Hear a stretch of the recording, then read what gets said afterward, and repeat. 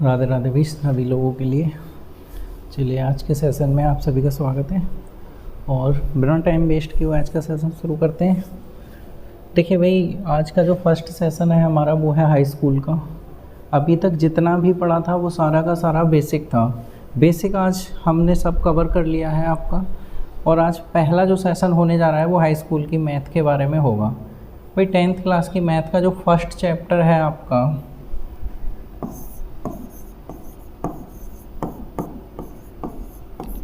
Chapter first, वो है हमारा वास्तविक संख्याएं।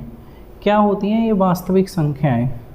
तो देखिए, पहले तो इस चैप्टर के नाम के बारे में ही हमें बहुत अच्छे से जानना पड़ेगा कि ये जो चैप्टर का नाम है वास्तविक संख्याएं, क्या होती हैं ये वास्तविक संख्याएं। तो बात करेंगे अगर हम वास्तविक संख्याओं की, तो वास्तविक संख्याएं जो होती हैं इसमें दो चीज़ों का मिश्रण रहता है। एक होती हैं परिमेय संख्याएं और दूसरी होती हैं आपकी अपरिमेय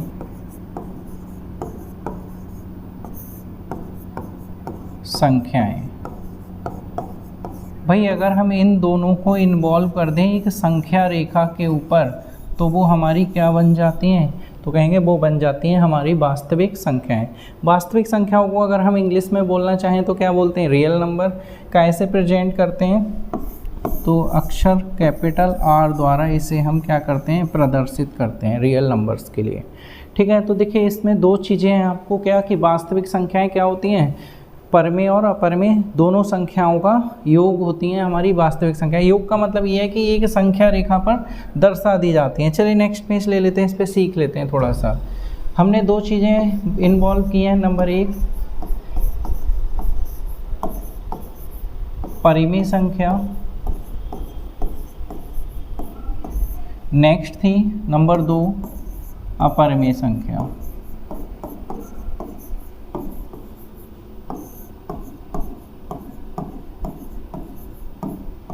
भाई कोई एक संख्या रेखा दे दें और इस संख्या रेखा पर हम लिख लें, यहाँ लिख दिया 1/2, यहाँ लिख दिया √3, यहाँ आ जाए 4, यहाँ 5, 6, इधर आ जाए √2, 1, 0, ऐसे करके कुछ नंबर्स दे दें तो इसमें क्या हमें परिमेय और अपरिमेय दोनों संख्याएं मिल जाती हैं।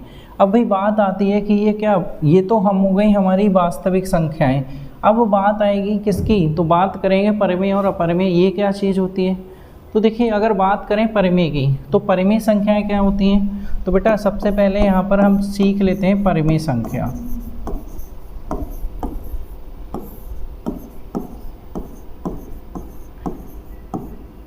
परिमेय संख्या, परिमेय संख्याओं की बात करें तो कहते हैं वे संख्याएं जिन्हें हम P/Q के रूप में लिख सकते हैं, और साथ ही साथ ये जो Q है इसका मान कभी भी बराबर नहीं होगा किसके? 0 के। ये सारे के सारे नंबर्स हमारे क्या कहलाते हैं? परिमेय संख्या। फॉर एग्जाम्पल जैसे कुछ भी लिख दो 2/3, या फिर कहीं 2 लिखा है तो इसके बटे कुछ नहीं होगा, 1 होगा। कहीं 0 लिखा है तो इसके बटे भी आप क्या लिख सकते हो? 1 लिख सकते हो। ऐसे ढेर सारे नंबर्स होते हैं। दूसरी चीज़ जो थी इसमें वो थी अपरिमेय संख्या।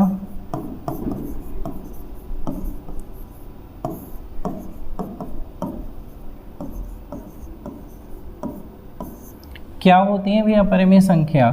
तो बात करेंगे अपरिमेय संख्या की। अपरिमेय संख्या में हम कहते थे वे संख्याएं जिन्हें हम P/Q के रूप में नहीं लिख सकते हैं।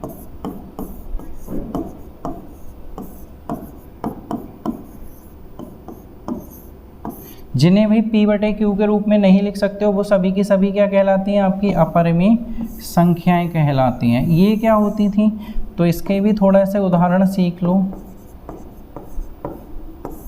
उदाहरण की बात करेंगे जैसे कहीं लिखा मिल जाए √2, √3, √5, √7 और भी होती हैं ढेर सारी। तो हमने क्या क्या जान लिया भाई। सबसे पहले चैप्टर था हमारा वास्तविक संख्याएं। वास्तविक संख्याएं क्या होती थी, तो वास्तविक संख्याओं के बारे में अभी हमने जो चर्चा की थी, क्या की थी, हमने कहा था भाई वास्तविक संख्याएं जो हैं हमारी वो क्या हैं, वास्तविक संख्याएं परिमेय और अपरिमेय संख्याओं का एक व्यापक समूह कह दो, या एक संख्या रेखा पर प्रदर्शित कर दो, या फिर कह सकते हो जिसमें परिमेय और अपरिमेय दोनों संख्याएं इन्वॉल्व हों, वो हमारी क्या कहलाती हैं, वास्तविक संख्याएं कहलाती हैं। ये अपने जान ही लिया कि कैसे प्रेजेंट करेंगे, परिमेय क्या है और अपरिमेय क्या है। परिमेय जो जिसे p/q में लिखोगे, और परिमेय अपरिमेय जिसे p/q के रूप में नहीं लिख सकते। नेक्स्ट बेटा इससे आगे बढ़ेंगे तो हमारे आ जाते हैं इसमें और क्या, तो देखिए दो चीज़ें सीख चुके हैं हम, परिमेय अपरिमेय सीख लें, ठीक है। नेक्स्ट इसमें जो हम आगे बढ़ने वाले हैं वो है हमारा, इससे रिलेटेड एक शब्द था, ये फिलहाल आपका जो सिलेबस है प्रेजेंट का इसमें हटा दिया गया है। एक नाम आता था यूक्लिड विभाजन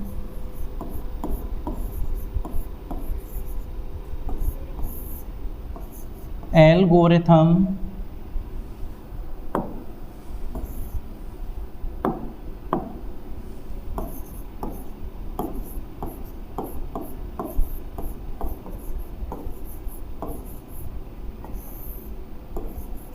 प्रमेय। क्या है भाई, यूक्लिड विभाजन एल्गोरिथम प्रमेय। क्या होती थी भाई यूक्लिड विभाजन एल्गोरिथम प्रमेय, तो बात करेंगे इसकी। तो बेटा इधर लिख लेते हैं थोड़ा सा इसके जानने के लिए। अगर हम यहाँ पर कुछ ऐसा लिख दें, यहाँ लिख दिया A, यहाँ लिख दिया B, और यहाँ पर लिख दिया Q, और यहाँ पर लिख दिया R, तो हम कहेंगे जब हम यहाँ पर इसके बारे में जानना चाहें तो इसके लिए आप सभी जानते होंगे इसे क्या बोलते हैं, तो इसे बोलते थे भागफल।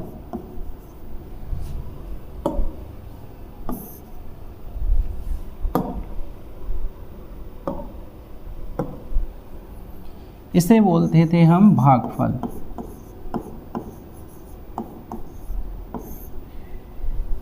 ये जो है हमारा R, इसे किस नाम से जानते हैं, तो इसे बोलते थे आप शेषफल। ये जो है ये क्या होता था, तो इसे बोलते थे हम भाजक। और ये जो बच गया B, इसे क्या बोलते थे, तो इसे बोलते थे भाज्य। भाई अगर हमें एक भाग के बारे में ये चार चीज़ें पता हैं तो यहाँ पे ये जो आने वाली प्रमेय है जिसे हम कह रहे हैं यूक्लिड विभाजन एल्गोरिथम प्रमेय, इसे आप जान सकते हैं। फिलहाल बेटा सिलेबस में नहीं है, लेकिन हो सकता है ऑब्जेक्टिव मिल जाए, कुछ ऐसा नहीं कह सकते हो, ठीक है। तो इसको थोड़ा सा जान लो, जानने में कोई दिक्कत नहीं है, ना कोई परेशानी है। 1 मिनट का टाइम। प्रमेय होती है आपकी भाज्य बराबर भाजक गुणा भागफल प्लस शेषफल।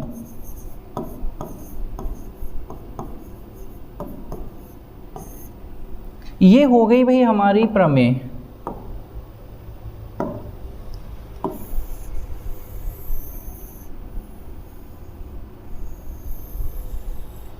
ठीक है। अब इसको और थोड़ा सा प्रेजेंट करें, जैसे कि हमने अभी भाज्य किसे मान लिया था, तो कहेंगे V को मान लिया था। भाजक क्या था, तो कहेंगे भाजक था हमारा A, गुणा भागफल क्या आया, तो कहेंगे Q, प्लस शेषफल क्या बच गया R। तो इसे इस फॉर्म में भी लिख सकते हैं, B बराबर AQ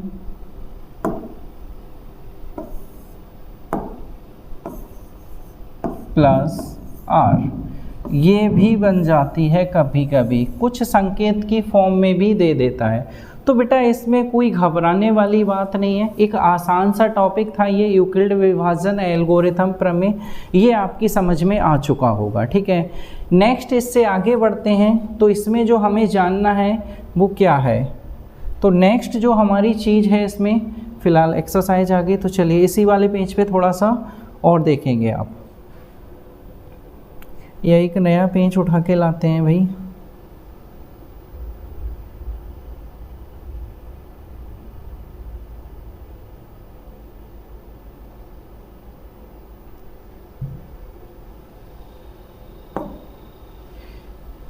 चले नेक्स्ट पेज ले लेते हैं यहाँ से।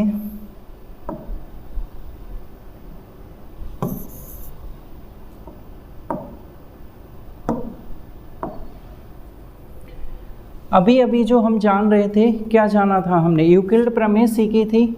यूक्लिड प्रमेय के बाद जो इसमें हमारे लिए सीखना है वो है एलसीएम आपका। एलसीएम की अगर आप फुल फॉर्म जानना चाहें तो कहेंगे लीस्ट कॉमन मल्टीपल।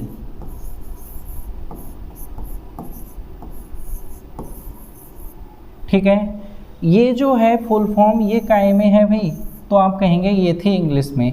हिंदी में अगर जानना चाहें तो इसका जो हिंदी में नाम होता है वो होता है लासा।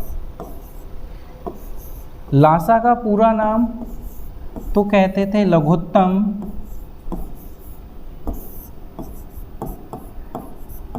समापवर्ती। ठीक है, अगर हम भाई यहाँ पे लासा, अब लासा की फॉर्म क्या होती थी, तो बेटा हमने जो लासा जानना चाहा है वो क्या है, थोड़ा सा इसमें इन्वॉल्व कर देते हैं यहाँ पर आपके लिए। एक ये फुल फॉर्म ये याद रखनी है और दूसरी ये फुल फॉर्म। देखिए दो चीज़ें यहाँ पर चल रही हैं, एक है लासा और दूसरा है मासा। ठीक है, फिलहाल तो अभी हमारी जो बात की जा रही है वो की जा रही है लासा की। अभी अभी जो हम पढ़कर आए थे कौन सी, यूक्लिड प्रमेय, इसके बारे में एक बात और जान लो। क्या, ये जो यूक्लिड प्रमेय है इससे हम क्या ज्ञात करते हैं, तो आप कहोगे इससे हम HCF ज्ञात करते हैं। HCF मतलब मासा।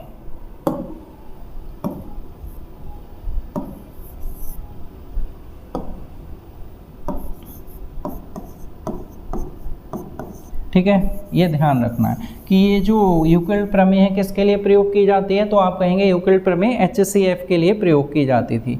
फिलहाल बेटा अभी हम बात कर रहे थे लासा की, तो लासा देखिए बहुत छोटी सी चीज़ है। पिछली शॉर्ट वीडियो में यानी कि जो बेसिक वाला पोर्शन पड़ा हुआ है, प्लेलिस्ट बनी हुई है, उस प्लेलिस्ट में अगर आप जाके देखना चाहेंगे तो LCM और HCF दोनों हमने बहुत अच्छी लेवल पे पढ़ा रखे हैं आपके लिए। ठीक है, फिर भी चलिए अभी जब हमने शुरू कर रहे हैं इस नए चैप्टर को तो एक बार फिर अगेन इसके बारे में जान लेते हैं। देखिए लासा क्या है, अगर हमारे लिए दो नंबर्स दे दें, यहाँ पे लिखा था 28 और यहाँ पर लिख दिया जाए 21। अब हमारे पास ये दो नंबर्स हैं।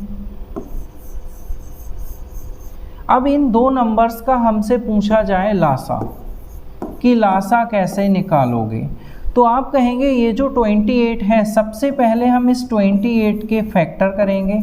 एक तो रास्ता ये था और दूसरा 21 लिख लेंगे, हम इनके करेंगे फैक्टर। कहोगे 2 से कट रहा था, हाँ जी 2 से कट रहा था, 2 एकम 2, 2 चौक 8। ये नहीं कटेगा तो ऐसा ही नोट डाउन कर दीजिए। अगेन 2 से, जी 2 से कट गया, 2 सत्ते 14, 21 ऐसे ही रहेंगे। इधर आ जाइए, अगेन किससे कटेगा, तो हमने कहा अगेन 7 से काट दीजिए। तो कहेंगे यहाँ थे 7 और यहाँ थे 21, 7 1 जा और 7 3 जा। अगेन किससे, 3 से कट जाएगा। तो अब क्या आया, तो आप कहेंगे 2 × 2 × 7 × 3 और इसकी करेंगे मल्टीप्लाई। 2 दूनी 4 और 4 तियाँ 12, 12 सत्ते 84, यानी कि 84 हमारा क्या मिल जाएगा, लासा मिल जाएगा बेटा। तो देखो एक रास्ता तो ये था लासा पर जाने का, लेकिन अब जो हमारे सम्स आने वाले हैं वो इस पे नहीं चलते। कैसे सॉल्व करेंगे ज़रा उस बात पे हम चर्चा करेंगे नेक्स्ट पेज पे। देखिए हमारे सम्स जो आएंगे, क्या था भाई, हमने ले रखे थे 28 और 21। तो यहाँ पर हमने एक नंबर था 28 और दूसरा नंबर था हमारे पास 21।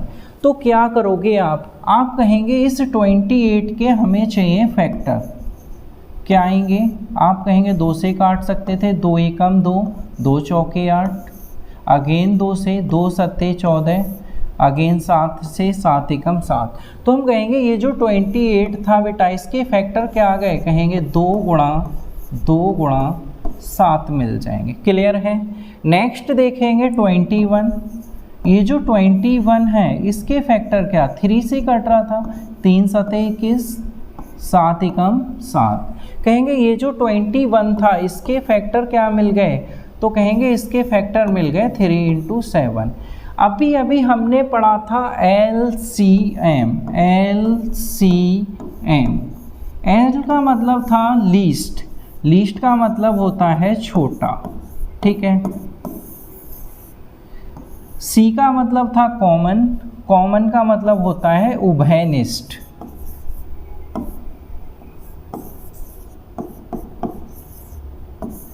और M का मतलब होता है मल्टीपल का मतलब होता है क्या, गुणनखंड। क्लियर है। तो भाई अब क्या करना था, इसमें छोटा लेना था। छोटा देखिए क्या है भाई, छोटा कुछ भी नहीं दिख रहा था, कॉमन।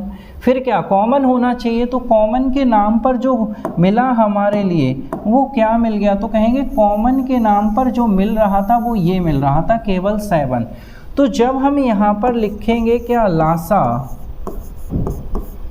तो आप कहेंगे लासा जो निकल कर आया सर, सबसे पहले तो हमें 7 मिल गया। फिर क्या करना है, सुनिए जरा ध्यान से बेटा। फर्स्ट वाली लाइंस में जो भी नंबर शेष बचेंगे कॉमन लेने के पश्चात उन्हें नोट डाउन करोगे, तो कहेंगे 2 × 2 बच गया सर।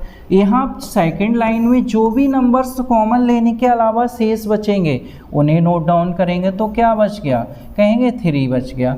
इन सभी की मल्टीप्लाई, 3 × 2 = 6 और 6 × 2 = 12, 12 7 = तो ये मल्टीप्लाई करके क्या मिलेगा, 84 मिल जाएगा। यही हमारा क्या था, आंसर्स था। तो उम्मीद करते हैं ये जो एलसीएम का रास्ता था आप लोगों की समझ में इत्मीनान से आया होगा बेटा, क्योंकि इससे ज़्यादा आराम से समझने का कोई रास्ता नहीं है। फिर एक बार क्लियर करते हैं क्या, कि हमने कहा जो पहला नंबर्स होगा उस नंबर्स के हम फैक्टर निकालेंगे और यहाँ लिख देंगे। देन जो दूसरा नंबर होगा उसके फैक्टर निकालेंगे और यहाँ लिख देंगे। फैक्टर निकालने के बाद सबसे पहले क्या लेना है, तो सबसे पहले कॉमन नंबर्स को लेना है।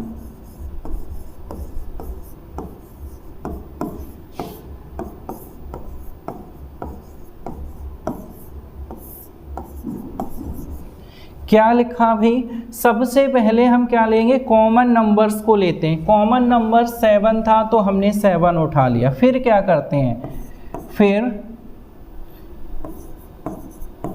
पहली लाइन के शेष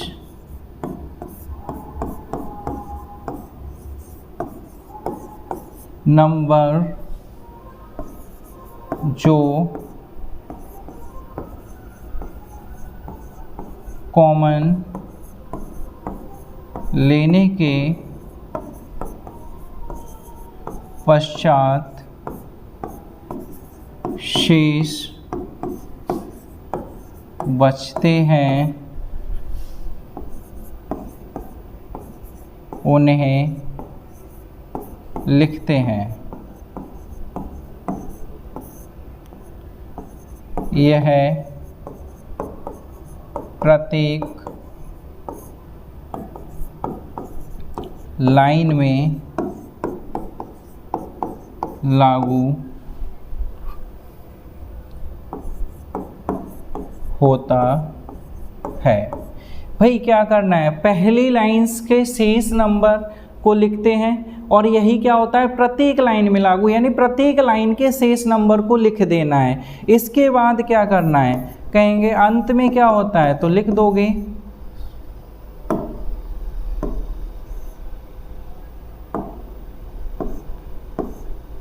कहेंगे अंत में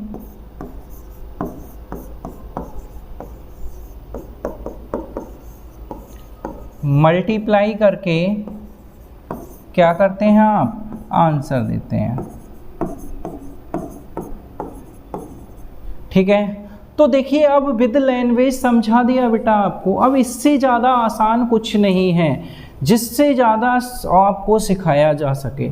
सबसे ज़्यादा आसान यही रास्ता है कि विद थ्योरी हम सीख लें किसी चीज़ को। तो यहाँ पर आपने इसको विद थ्योरी क्लियर कर लिया है, ठीक है। नेक्स्ट इससे आगे बढ़ते हैं हम HCF पर। HCF क्या होता था हमारा,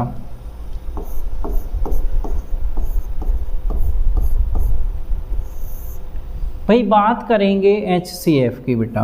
HCF की जब हम फुल फॉर्म जानेंगे तो वो क्या होती है, तो आप कहेंगे हाईएस्ट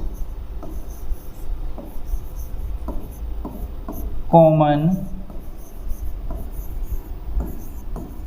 मल्टीपल, नहीं sorry, highest common factor. LCM में मल्टीपल, यहाँ पर क्या हमारा factor, highest common factor. Clear है। दूसरा जो नाम है बेटा हिंदी में इसका, वो क्या है, तो हिंदी में नाम होता है इसका मासा। ये मासा क्या होता है, तो इसका नाम हो जाता है महत्तम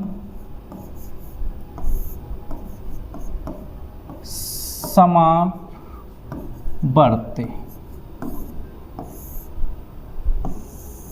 हिंदी नेम महत्तम समापवर्ती, ठीक है। English name highest common factor. Clear है। अब बेटा इसमें क्या होता है, देखिए आपको इसमें कितने रास्ते हैं मासा ज्ञात करने के, पहले ये जान लेते हैं।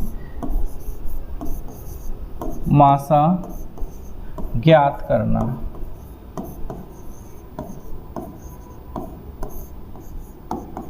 नंबर 1 था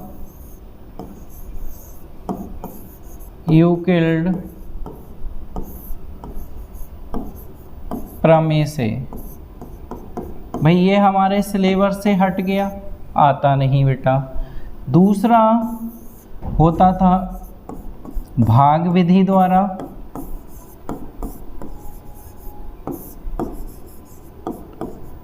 ये भी हमारे सिलेबस में नहीं है, छोटे लेवल पे सीखते हैं।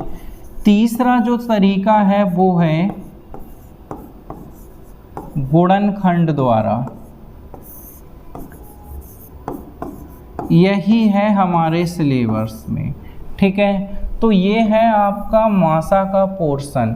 2 आपको बता चुके हम, एक बेसिक में सिखा चुके, यूक्लिड प्रमेय अभी बता दिया आपके लिए, ठीक है। लेकिन ये जो गुणनखंड विधि है ये बेटा हमने बेसिक में सिखाई थी, आज अगेन सीखेंगे। तो देखिए ये जो हमारा है सीखना है हमें कौन सी विधि से, तो हम कहेंगे हमें सीखना है भाई गुणनखंड विधि से।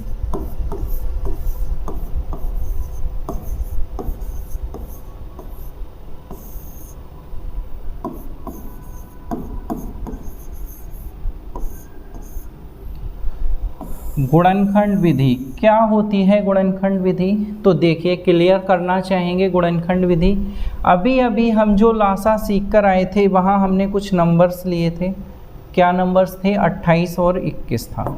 चलिए यहाँ हमने लिख दिया क्या 28 और दूसरा नंबर लिख लिया 21। बेटा सेम कंडीशंस, आप 28 के फैक्टर निकालेंगे, 2 से कट जाएगा, 2 एकम 2, 2 चौके 8, 2 सत्ते 14, 7 एकम 7। नेक्स्ट था 21, आप 21 के फैक्टर निकालेंगे, 3 सत्ते 21, 7 एकम 7। क्लियर है। अब हम यहाँ पर 28 के फैक्टर देखेंगे तो कहेंगे 2 इंटू 2 इंटू 7। 21 के फैक्टर लिखेंगे, कहेंगे 3 इंटू 7। बेटा फिर क्या करते हैं, इसमें खुद समझना है ध्यान से। क्या थी फुल फॉर्म, हाईएस्ट। हाईएस्ट मतलब जानते ही हो बड़े से बड़ा होना चाहिए, यानी कि कैसा, तो कहेंगे बड़ा हो। दूसरा था हमारा कॉमन। कॉमन का मतलब आप जानते थे उभयनिष्ठ होना चाहिए। और फैक्टर, फैक्टर का मतलब आप जानते थे क्या होना चाहिए, गुणनखंड भी होना चाहिए भाई। तो 3 चीज़ें चाहिए हमारे लिए HCF में बेटा, क्या क्या। पहली जो चीज़ है HCF की वो चाहिए हमें क्या, बड़ा सबसे बड़ा, तो सबसे बड़ा देखना है कौन सा नंबर मिला, तो 7 दिख रहा था। कॉमन भी हो भाई, सबसे बड़े के साथ साथ कॉमन, तो जी कॉमन भी था। गुणनखंड, तो गुणनखंड भी था। तो भाई हमें यहाँ से क्या मिल गया, तो कहेंगे हमें जो यहाँ से मिला वो मिल गया 7। भाई देखोगे तो ये जो 7 है ये दोनों नंबर्स में क्या है, कॉमन। इसके अलावा क्या कुछ कॉमन था, नहीं था जी। तो HCF यानी कि जो निकल कर आया वो क्या आ गया, 7 आ गया। तो क्या सीखे भाई यहाँ से भाई हम ये सीखे कि HCF में हम केवल उसी चीज़ को लेंगे जो दोनों में क्या होगी, कॉमन होगी, वही हमारा HCF कहलाएगा। तो यहाँ पर लिख लेते हैं, एक नए पेन के साथ लिखेंगे दोनों के गुणनखंड में उभयनिष्ठ नंबर HCF को व्यक्त करता है। तो भाई समझ में आ गया होगा, LCM कॉमन भी लेना है, शेष भी लेने हैं। HCF केवल और केवल कॉमन लीजिए, आंसर दीजिए, ठीक है। तो बेटा ये HCF भी आपकी समझ में आ गया होगा। चलिए HCF सीख गए, तो इसके बाद हम नेक्स्ट बढ़ेंगे आगे। तो नेक्स्ट आगे क्या है हमारा, देखिए LCM सीख लिया, HCF सीख लिया, वास्तविक संख्याएं सीख ली हमने। नेक्स्ट एक और टॉपिक था बेटा इसमें, शांत और अशांत का, वो अब सिलेबस से हटा दिया गया, लेकिन फ़िलहाल हमें नहीं हटाना, हमें पढ़नी है हर चीज़, जानना है सभी चीज़ों के बारे में। तो सबसे पहले हम जानेंगे ये शांत और अशांत दशमलव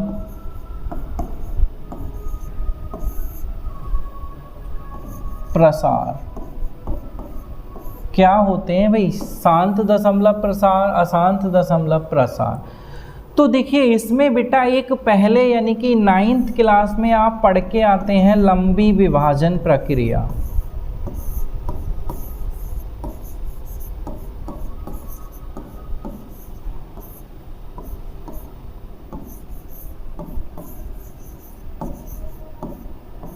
ये जो लंबी विभाजन प्रक्रिया है क्या होती है, जरा इस पर चर्चा की जाएगी थोड़ी।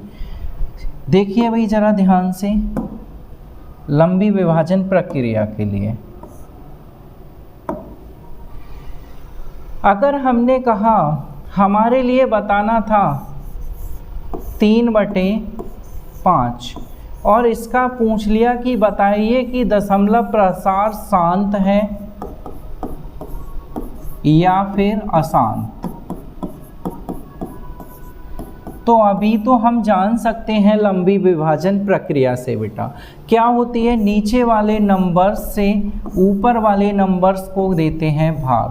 भाई 5 से 3 में भाग नहीं जाएगी, न जाने का सुपर लगाया, पॉइंट लगाया, 0 बढ़ाया, 5 छक्के 30 और ये नंबर्स क्या हुआ, पूरा पूरा कट गया। तो ये जो दशमलव प्रसार था ये कैसा मिला आपको, तो आप कहेंगे शांत मिल गया। कैसा मिल गया जी, तो ये मिल गया हमें शांत।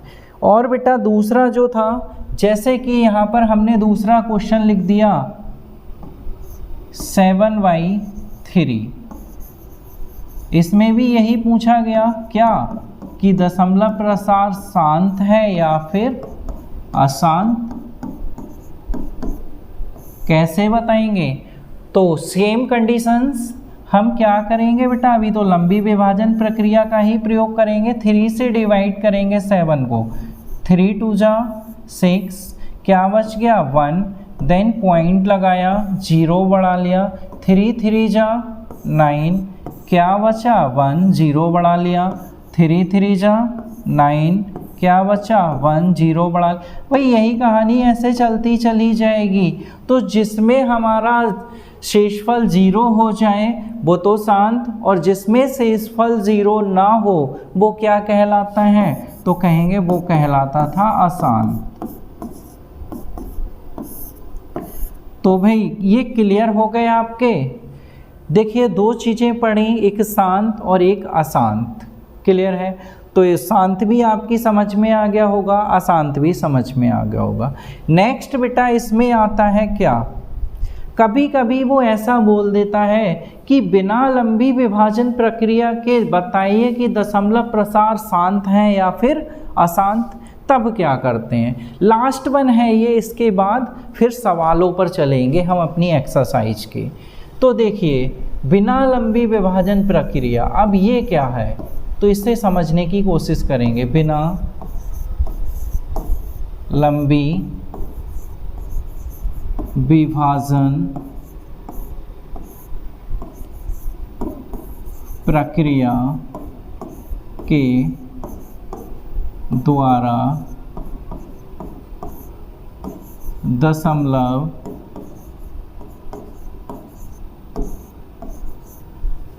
प्रसार की प्रकृति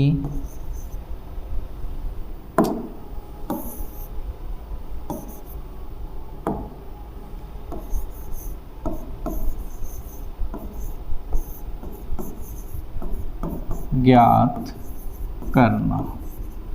क्या है भाई ये, भाई बिना लंबी विभाजन प्रक्रिया के द्वारा दशमलव प्रसार की प्रकृति ज्ञात करना। कैसे ज्ञात करोगे बेटा, तो देखो इसे ज्ञात करने में कोई ज़्यादा सिरदर्दी नहीं होनी चाहिए, बहुत आसानी से ज्ञात कर सकते हैं।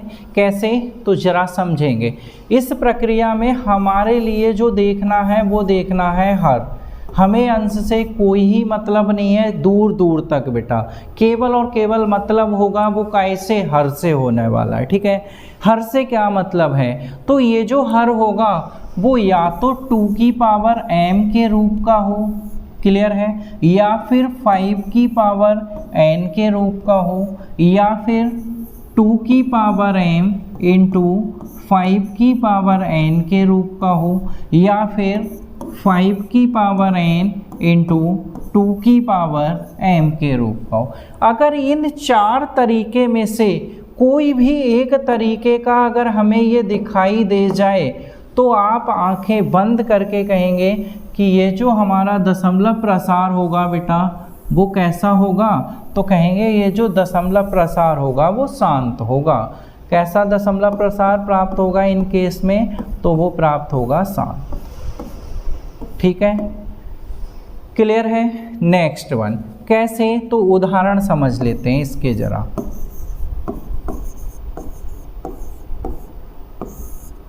देखेंगे बेटा उदाहरण में क्या आ जाएगा, हम उदाहरण में बात करेंगे जैसे कहीं लिख दिया जाए 3/2 की घात 2 गुणा 5। अब हमने देखा इसका कहेंगे क्या, कहेंगे चूंकि हर 2 की पावर m 5 की पावर कुछ नहीं है तो 1 इंटू 5 की पावर n के रूप का है, दशमलव प्रसार कैसा होगा, तो आप कहेंगे दशमलव प्रसार शांत होगा। यही हमारा क्या हो जाएगा, आंसर हो जाएगा। तो बेटा इसी के साथ आपका ये जो पहला चैप्टर है वास्तविक संख्याएं, इस वास्तविक संख्याओं का बेसिक पोर्शन पूरी तरह से topic wise topic, Hindi to Hindi, A to Z condition में समाप्त हो जाता है। क्लियर है। तो देखिए हमने इसका टोटल बेसिक पढ़ लिया, अब हम पहुंचेंगे एक्सरसाइज की तरफ। ठीक है, और एक्सरसाइज को सीक्वेंस के साथ सॉल्व करेंगे। तो चलिए बेटा आप पहुंचते हैं हम इसकी एक्सरसाइज पे।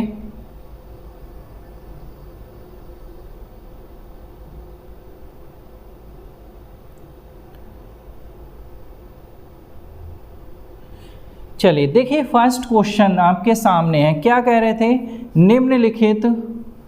निम्नलिखित संख्याओं को अभाज्य गुणनखंडों के रूप में, गुणनखंडों के गुणनफल के रूप में व्यक्त कीजिए। तो भाई अभी अभी जान के आए थे अभाज्य गुणनखंड, ये जो अभाज्य गुणनखंड है ये नहीं बताया गया, बेसिक में सीख के आए, तो यहीं पे सीख लेते हैं पहले जरा। ये जो है अभाज्य गुणनखंड क्या होते हैं,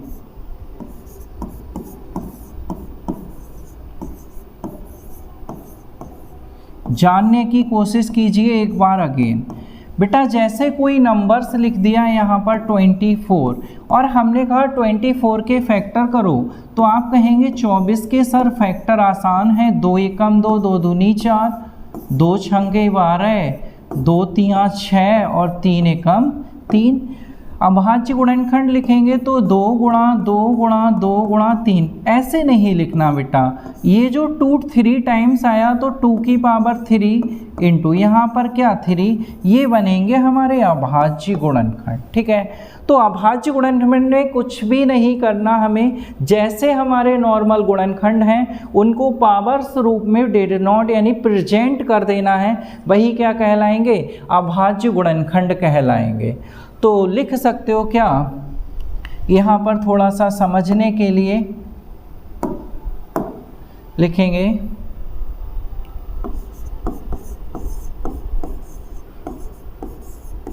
गुणनखंडों को घात के रूप में व्यक्त करके लिखना अभाज्य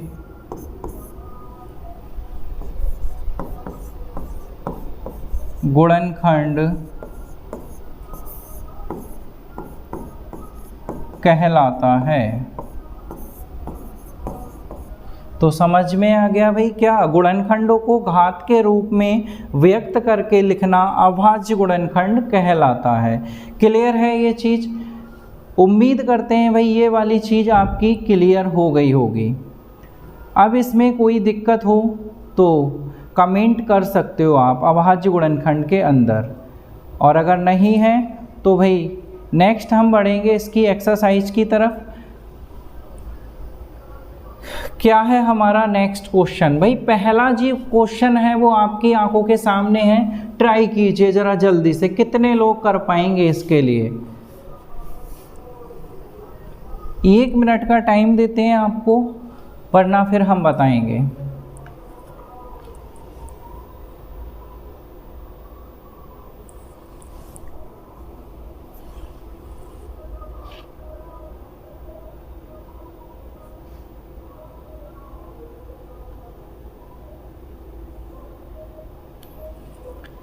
चलिए भाई हम ही बताएं, कोई बात नहीं है, कोई भी लोग नहीं कमेंट कर रहा है अभी, हम ही बता देते हैं। भाई लाइव थोड़ी है जो कमेंट करोगे, बैठे वाले तो बता दो, तुम भी सो गए। चलो फिर हम ही बताते हैं। यहाँ पे भाई क्या करेंगे, यहाँ दिया हुआ था 140, आपको इसके, चलिए पहले और थोड़ा सा इसमें समझाने की कोशिश करें। बेटा देखो पहली चीज़ फर्स्ट सम्स है, ज़रा ध्यान से समझिएगा।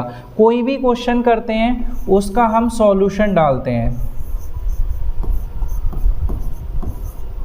सॉल्यूशन डाल सकते हो या फिर आप इसे हल लिख सकते हैं। कोई भी स्टूडेंट मैथ्स के अंदर आंसर नहीं लिखेगा, ठीक है, मैथ्स में हम उत्तर नहीं देते बेटा, क्या देते हैं, सॉल्यूशन देते हैं। क्लियर?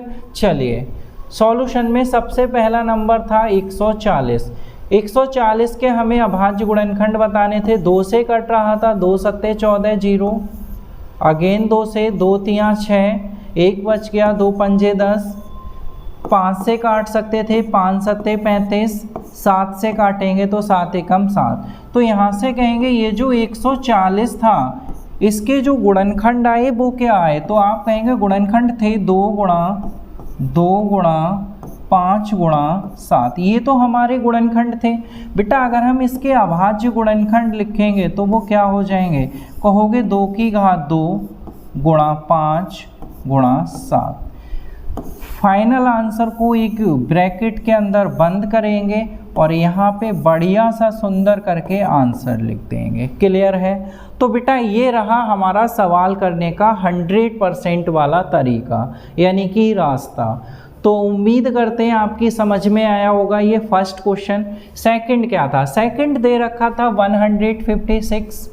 तो जब हम इसका हल करेंगे तो क्या आ जाएगा, कहोगे दे रखा है 156, फैक्टर कर दीजिए 156 के।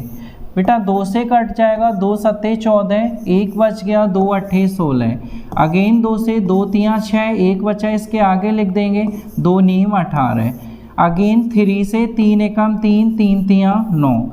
नेक्स्ट देखेंगे तो 13 से 13 एकम 13, कैंसिल आउट हो गया। तो हम कहेंगे 156 के जो फैक्टर निकल कर आए वो क्या थे, 2 × 2 × 3 × 13। क्लियर है? अब क्या होगा बेटा, यहाँ से जब हम इसके अभाज्य गुणनखंड की फॉर्म बनाएंगे तो आप कहेंगे 2 की पावर तो 2 हो जाएगा, साथ में 3 और इधर क्या 13। इसे एक बॉक्स में बंद कर दीजिए और यही क्या था, हमारा आंसर था। तो समझ में आया? ये 2 क्वेश्चंस बहुत आसान से थे आपके, उम्मीद करते हैं आपकी समझ में आए होंगे। नेक्स्ट क्वेश्चन दे रखा था 385। सही है भाई क्या ये क्वेश्चन? चलिए ट्राई कीजिए। 385 भाई 385 हल करेंगे तो क्या आ जाएगा, कहेंगे 385 फैक्टर कर दो 385 के। तो कहेंगे भाई लास्ट में 5 दिखा, क्या ये 3 से कटेगा? नहीं कटा बेटा। तो नहीं कटा तो 5 से ही कटेगा। 5 सत्ते 35, कितने बच गए? 1 बच गया। कितने बच गए? 1 नहीं 3 बच गए। अगेन 5 सत्ते 35, किससे कटेगा? 7 से। 7 एकम 7, 7 एकम 7, किससे कटेगा? 11 से। 11 एकम 11। क्लियर है इतना? तो जब हम इसके अभाज्य गुणनखंड लिखेंगे 385 के जो अभाज्य गुणनखंड मिलेंगे वो क्या मिल जाएंगे, कहोगे 5 × 7 × 11। इसके जो गुणनखंड हैं वही क्या कहलाएंगे, हमारे अभाज्य गुणनखंड भी कहलाएंगे। नेक्स्ट जो नंबर है हमारा वो था 3825। इसका करना था हमारे लिए बेटा हल। कैसे करेंगे?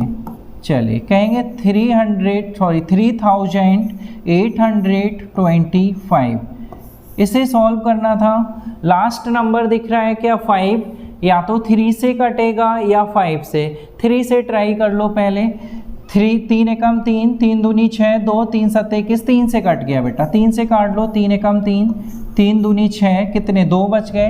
3 7 21, 1 बचा, 3 पंजे 15। क्या अगेन 3 से कटेगा? कट रहा है। 3 चौके 12, 3 दूनी 6, 3 पंजे 15। अगेन क्या 3 से कटेगा? तो अगेन नहीं कटा। अब किससे काट देंगे? 5 से। तो कहेंगे 5 अट्ठे 40, 2 बच गए, 5 25। अगेन 5 से कट जाएगा, 5 एकम 5, 5 सत्ते 35। अब किससे? 17 से। 17 एकम 17। तो कहेंगे 3825 के जो फैक्टर मिले वो क्या मिले, आप कहोगे 3 × 3 × 5 × 5 × 17। तो क्या हो जाएंगे इसके अभाज्य गुणनखंड? तो कहेंगे भाई इसके अभाज्य गुणनखंड 3 की पावर 2, 5 की पावर 2 × 17। यही क्या रहेगा, हमारा आंसर रहेगा। क्लियर है? तो बेटा ये दोनों सम्स भी आपकी समझ में बहुत अच्छे से आए होंगे। नेक्स्ट इससे आगे बढ़ें तो नेक्स्ट जो सम्स दे रखा है 7429। अब क्या करें, ये तो थोड़ा सा अटपटा लग रहा है, कोई बात नहीं, ट्राई करने में कोई हर्ज है क्या।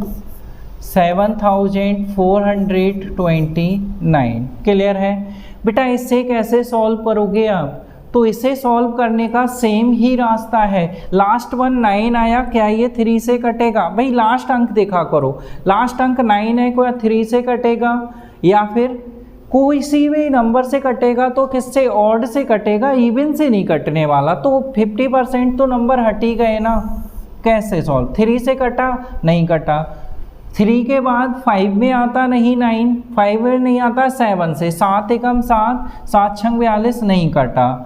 क्या ये 8 से नहीं कटेगा, 9 से कटेगा, 9 अट्ठे 72, 2 बच गए, 9 दूनी 18, 9 से भी नहीं कटा। 9 के बाद हम पहुँचेंगे किस पर, 13 पर। 11 से देख लो, 11 छंग 66, कितने बच गए, 8, 82, नहीं कटा। 11 से नहीं कटा तो हम पहुँचेंगे 13 पे, 13 पंजे 65, 78, नहीं कटा। 13 के बाद 15 नहीं, 17, 17 से कटेगा, 17 चौके 68, 6 बच गए, 17 तियाँ 91 और 17 से कट गया भाई, क्या आ जाएगा 17 से बेटा। इसे जब आप डिवाइड करेंगे तो डिवाइड करने पर हमारा मिलेगा 17 दूनी 34, 17 तियाँ 51, 17 चौके 68, कितने बच गए, कहेंगे 68 हो गया भाई, 6 बच गए, 62 हो गए, 17 34, 17 तियाँ 51, कितने बच गए भाई, 11 बच गए, 119, 17 पंजे 85, 17 छक्का 102, 17 सत्ते 119। अब किससे कटेगा, तो भाई अब देखो नेक्स्ट नंबर ये किससे कट सकता है,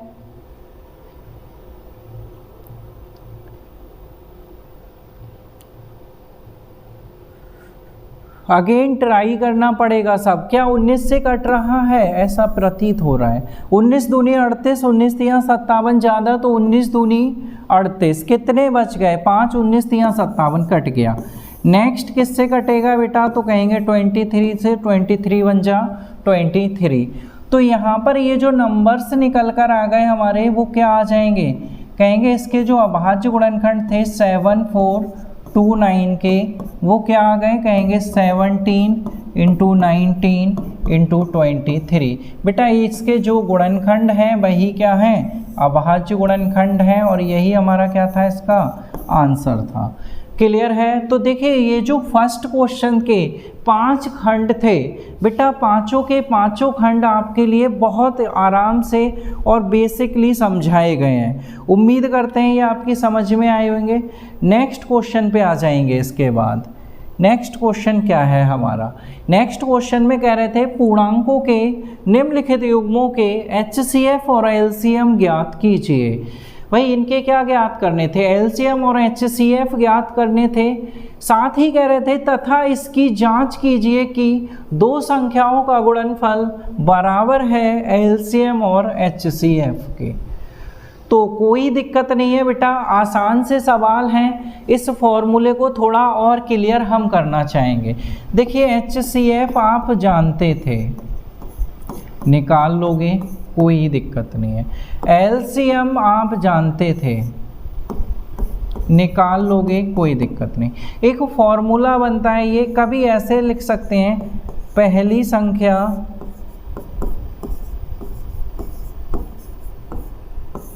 गुणा दूसरी संख्या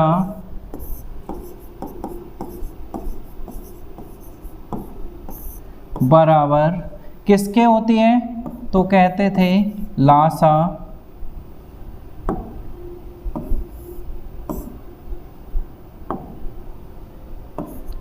LCM गुणा HCF।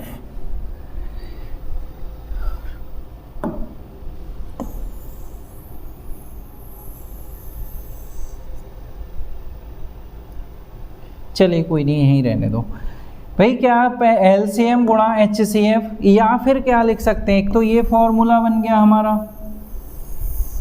दूसरा जो फॉर्मूला होता है कभी ऐसे लिख देता है, 2 संख्याओं का गुणनफल बराबर होता है किसके? लासा गुणा मासा के। क्लियर है? तो भाई ये आपके लिए दो फॉर्मूले कभी कभी इस तरीके से बना देता है और दे देता है, तो कोई दिक्कत नहीं होनी चाहिए, इनमें आसानी से सॉल्व करेंगे। इस सवाल के लिए भी, सवाल क्या था हमारे पास, तो अब आ जाते हैं सवाल पर। भाई इधर इस बोर्ड में थोड़ी सी जगह बची है, यहाँ करते हैं। जब हम इस सवाल का हल करेंगे तो हल में सबसे पहले देखेंगे क्या दे रखा था, कहेंगे 26 और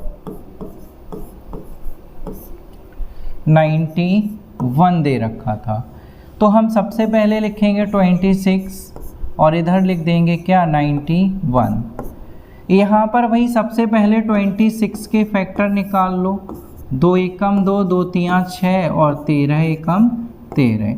91 के निकालेंगे तो 7 से कट जाएगा, 7 एकम 7 और 7 तियाँ 21, 13 एकम 13। तो इसके जो फैक्टर आए वो आ गए बेटा 2 × 13। इसके जो फैक्टर आए वो 7 × 13। हमसे क्या पूछा गया था, निम्नलिखित युग्मों के HCF। भाई देखो सबसे पहले क्या करोगे, तो जो नंबर्स कॉमन है उसे हाईलाइट करोगे।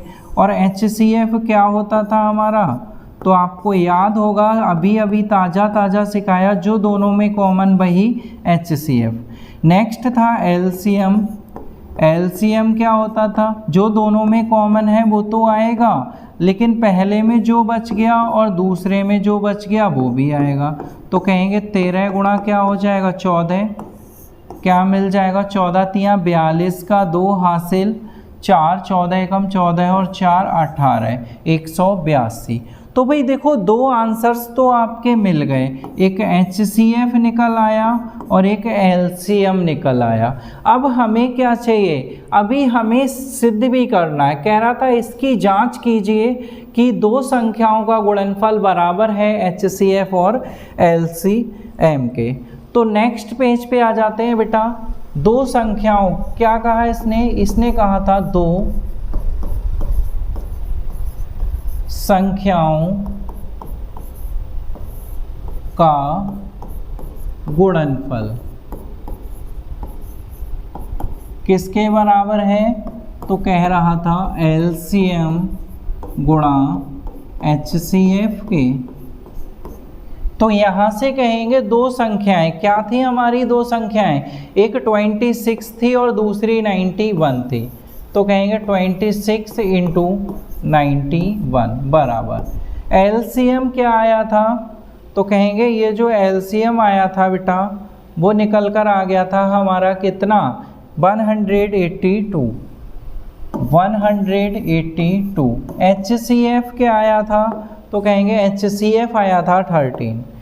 HCF आया था 13। इनकी कर दो मल्टीप्लाई, और क्या आएगा मल्टीप्लाई करके, भाई बताओ ज़रा जल्दी से। इनकी जब आप मल्टीप्लाई करेंगे तो निकल कर आ जाएगा कितना 2, आगे बोलो 2 3 6 6। इसकी करो जरा, ये भी सेम, ठीक है। तो भाई ये भी सेम मिल जाएगा 2 3 6 6। अगर ये दोनों नंबर्स एक जैसे आए हैं तो फिर आपकी गुणाभाग सही हुई है, और यही हमें सिद्ध करना था, और सिद्ध करने को लिख देंगे प्रूफ। क्लियर है? तो बेटा ये आपकी समझ में आया होगा। पहला सम्स था इस सेकंड क्वेश्चन का, ठीक है।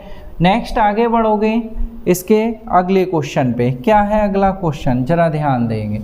दे रखा था 510 और 92।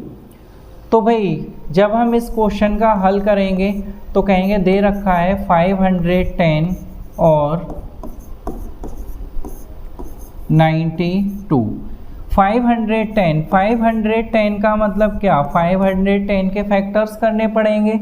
करिए जरा 510 के फैक्टर, 2 से काट लें, 2 दूनी 4, 1 बच गया, 2 पंजे 10, 2 पंजे 10। क्या 3 से कटेगा? कट जाएगा। 3 अट्ठे 24 और 3 पंजे 15। किससे कटेगा? तो भाई अब 5 से ही कटेगा। 5 एकम 5, 3 बच गए, 5 सत्ते 35। अब किससे कटेगा? 17 से। 17 एकम 17। तो इसके जो फैक्टर आए वो आ गए 2 into 3 into 5 into 7। Clear. Next था 92। 92 के जब हम फैक्टर निकालें, 2 से कट जाएगा, 2 चौके 8, 2 छंग 12। अगेन 2 से काट सकते हो, 2 दूनी 4, 2 तियाँ 6, कटेगा 23 से। 23 एकम 23। नेक्स्ट जो नंबर था कहेंगे 92, उसके जो फैक्टर आए वो 2 इंटू 23 आ गए।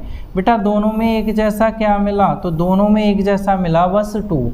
तो HCF तो बहुत आसानी से मिल गया। क्या? तो कहेंगे HCF तो आ गया 2 हमारा। ठीक है। LCM क्या होगा? तो कहेंगे LCM जो होगा वो 2 तो आएगा ही। फर्स्ट लाइन में क्या बचा? 3 5 17। कहेंगे 3 इंटू 5 इंटू 17।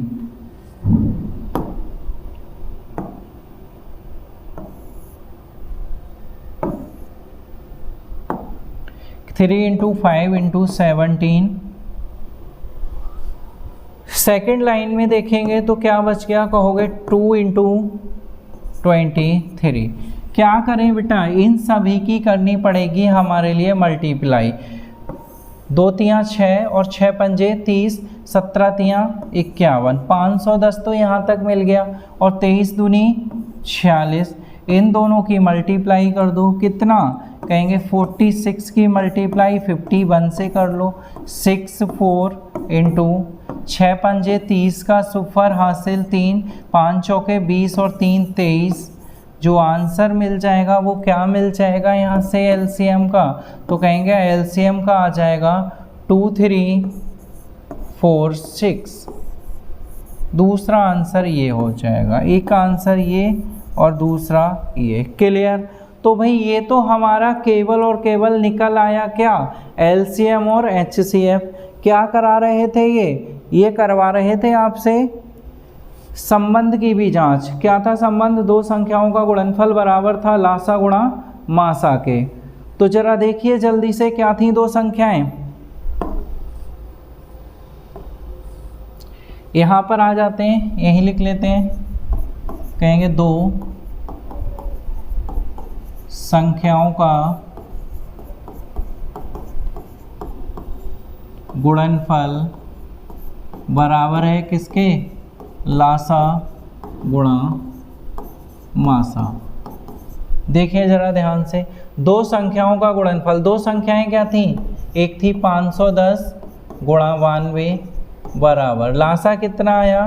तो लासा आ गया 2 3 4 6। मासा कितना था? गुणा कर दो तो कहेंगे ये हो जाएंगे 12 के 2 हासिल, 4 दूनी 8 और 1 9, 6 4। इधर भी आ जाएगा 4 6 9 2। दोनों का मान सेम आएगा और ये क्या सिद्ध हो जाएगा। ठीक है। तो समझ में आया बेटा ये सेकंड क्वेश्चन। चलिए बढ़ते हैं नेक्स्ट क्वेश्चन की तरफ। अगला जो क्वेश्चन है हमारा वो है थर्ड क्वेश्चन। इसका क्या करोगे भाई? इसके हल में जरा आप जल्दी जल्दी थोड़ा सा निपटाने की कोशिश कीजिए। अब समझ में आ गए होंगे। कहेंगे दे रखा था 336 और 54। फैक्टर कर लीजिए तो कहेंगे 36 के फैक्टर 336।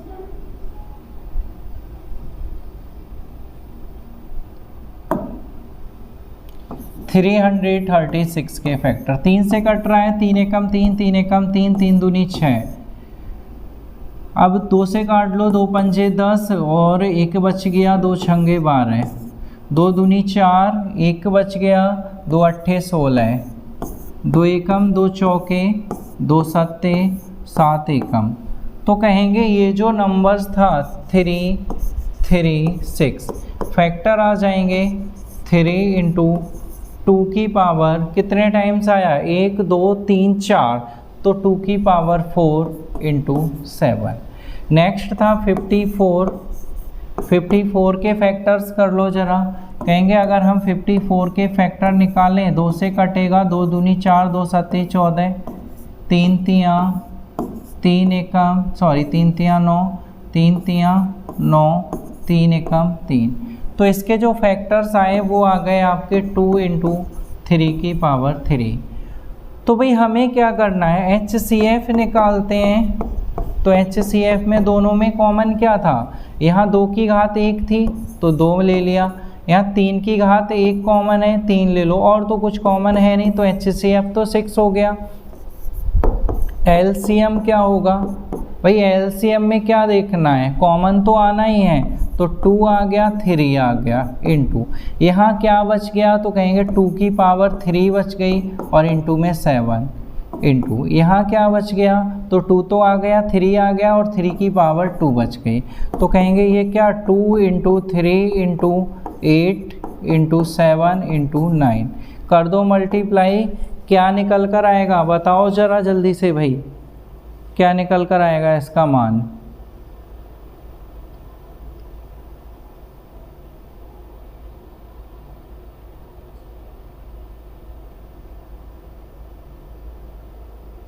कितना आया भाई,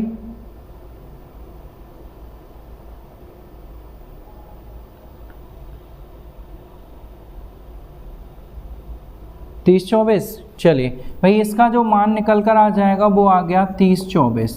दूसरा आंसर ये, एक आंसर ये।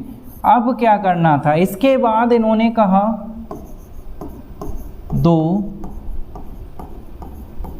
संख्याओं का गुणनफल बराबर है LCM गुणा HCF। तो 2 संख्याएं क्या थी, कहेंगे 336 × 54 बराबर LCM आ गया 3024 × HCF आ गया था 6। मल्टीप्लाई कर दो, 6 चौक 24 की 4 हासिल, 2 6 दूनी 12, 2 14 के 4 हासिल, 1 6 तियाँ 18। तो ये आ जाएगा सेम इधर भी 18144, दोनों के दोनों सेम मिलेंगे और यही क्या हो जाएगा हमारा, सिद्ध हो जाएगा। तो समझ में आया ये। तो भाई देखिए बहुत आसान सा सेशन है ये।